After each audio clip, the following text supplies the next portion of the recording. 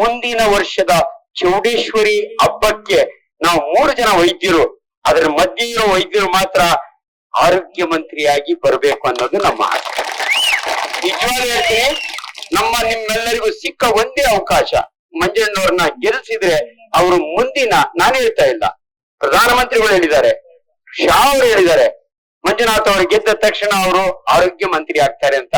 ನಿಮ್ಮೂರಿನ ಸೌಭಾಗ್ಯ, ಅಂತ ಆರೋಗ್ಯ ಮಂತ್ರಿಯನ್ನ ನಿಮ್ಮಲ್ಲಿಗೆ ಕರ್ಕೊಳ್ಬೋದಂತ ಅವಕಾಶ ನನಗ್ ಕೊಡಿ ಅಂತ ಕೇಳ್ಕೊಂಡು, ನಾನು ಕೊನೆಯದಾಗಿ ಅಲ್ಲಿ ಬತ್ತದವ್ರಿಗೊಂದು ಎಮ್ಮ ಅಂದು, ಅಮ್ಮ ಯಾರಿಗೂ ಓಟ್ ಹಾಕ್ತೀವಿ, ನಮ್ಮ ಮಾಲಿಂಗಣ್ಣ ಇಲ್ಲೇ ಇದಾರೆ, ಅಣ್ಣ ನಮ್ಮ ಮಾಮನ್ಗೆ ಇವ್ರೆ ಅದೇನೋ ಟ್ಯೂಬ್ ಹಾಕಿ ಹಾರ್ಟ್ ಉಳಿಸ್ಕೊಟ್ರು, ಅವ್ರಿಗೆ ಹಾಕ್ತೀರಿ, ಇನ್ಯಾರ್ಗ್ ಹಾಕ್ಲಿ ಅಂದೆ.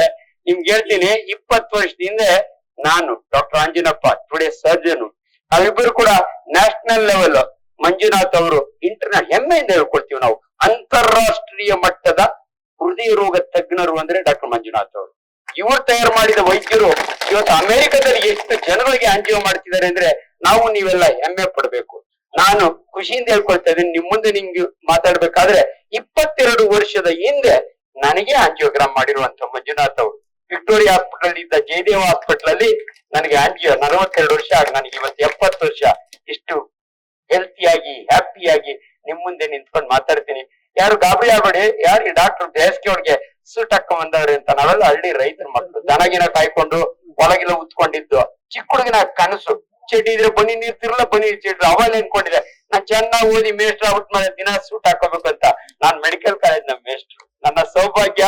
ಇವ್ರ ಮಕ್ಕಳು ಕೂಡ ಇವ್ರಿಗೂ ನಾನು ಪಾಠ ಹೇಳ್ಕೊಟ್ರ ಮೇಸ್ಟ್ರು. ಹಂಗಾಗಿ ಆತ್ಮೀಯರೇ, ನನ್ನ ಮಾತಿಗೆ ಒಂದು ಬೆಲೆ ಕೊಟ್ಟು ಗೌರವ ಕೊಟ್ಟು ಈಗ ಅವರೇ ಮಾತಾಡ್ತಾರೆ.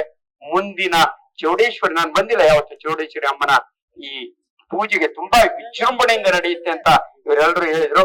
ಮುಂದಿನ ಇದಕ್ಕೆ ನಾನು ಇವ್ರೊಟ್ಟಿಗೆ ಬರ್ತೀನಿ, ಅವರು ಸೆಂಟ್ರಲ್ ಮಿನಿಸ್ಟರ್ ಆಗಿ ಬರ್ತಾರೆ, ನಾನು ಅವ್ರ ಜೊತೆಗಿರ್ತೀನಿ. ನಮಸ್ಕಾರ.